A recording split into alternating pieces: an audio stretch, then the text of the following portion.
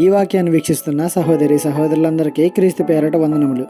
ఈరోజు వాక్యం ద్వారా దేవుడు మనతో చెబుతున్న మాట, యెరూషలేము చుట్టూ పర్వతములున్నట్లు యెహోవా ఇది మొదలుకొని నిత్యము తన ప్రజల చుట్టూ ఉండును.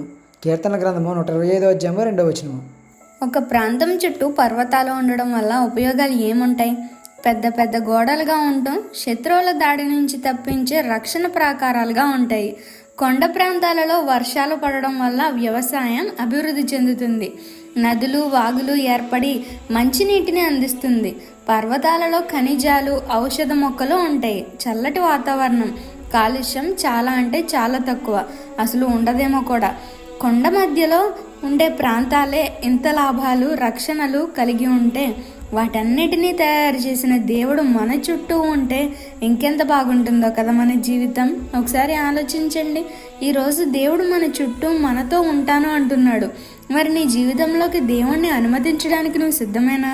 ఈ చిన్న సువార్త పరిచర్యలో మీ సహోదరులు. God bless you. ఆమేన్.